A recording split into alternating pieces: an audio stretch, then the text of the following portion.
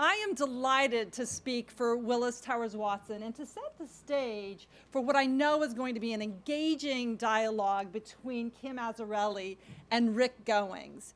Now, to do that, I'd like to share with you a number of headlines I've seen over the last 18 months or so that I found striking.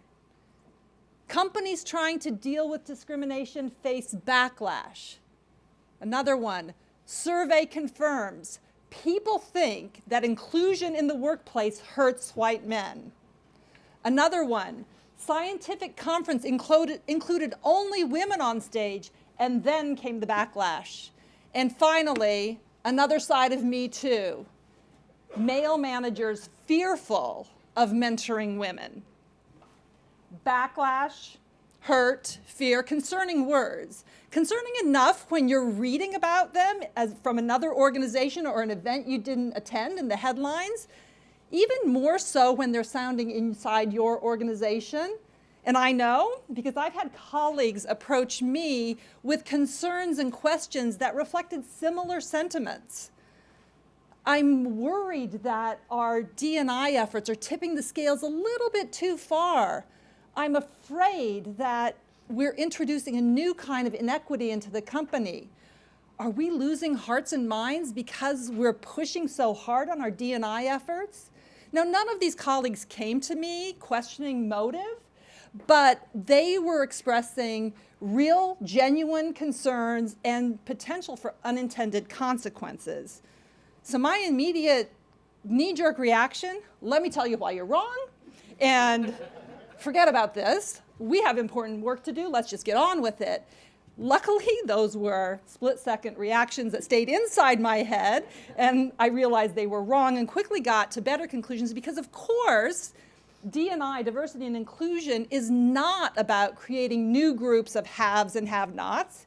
It's not about blaming and shaming. It's about generating better results, accomplishing things that we couldn't have if we were working with homogeneous groups, creating more for everyone. Also, D&I requires change, and change requires management. Without effective change management, we risk leaving big groups of people behind and potentially having people rowing in different directions. Think, if you will, about the potential backlash if we don't have everyone on board. Here's an example for you. An African-American woman promoted to a new team. She gets an, on the surface, warm welcome from her new peers, but the majority of them actually think she's in her new role solely because of her race and her gender. So confirmation bias takes over, her ideas and perspectives are discounted, she's spoken over, people take credit for her ideas, her participation wanes, really reinforcing the assumptions of others that she wasn't fit for the job. She decides she can't thrive here, she moves on. Here's another example. A truly diverse team of people working on an important project for your company, amidst which the company announces some new efforts to significantly increase diversity in the company.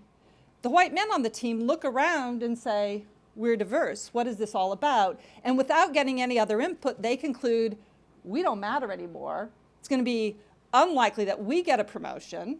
So one of them leaves, disengagement occurs for others, the project stalls. Neither of these are good situations. So what could we do differently to avoid them while we continue our important progress on diversity and inclusion? A few things for you to consider. Think about your language.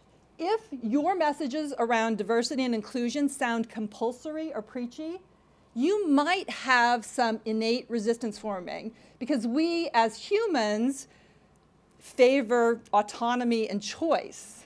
That is, we don't like to be told what to think. We want to buy in. Next, think about the business case that you're making for diversity and inclusion. Does it focus sufficiently on the fact that D&I is not a zero-sum game, that it actually increases results, makes things better for everyone? And then finally, think about who's involved in the conversation. A number of experts have said even those organizations that have great D&I programs oftentimes leave majority groups out of the conversation.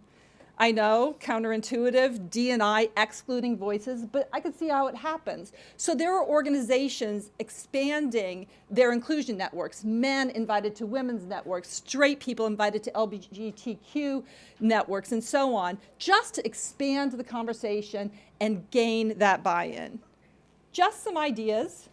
None of them suggest apologizing, watering down, or slowing down the progress that we need to make on D&I. We have important work to do, and it needs to continue apace. But we can and should stop and heed the questions and concerns that we're getting so that we can ensure that we get buy-in and accelerate our progress. So I am really eager to hear the discussion between Kim Azzarelli and Rick Goings and engage in conversations about equality all day. Thank you.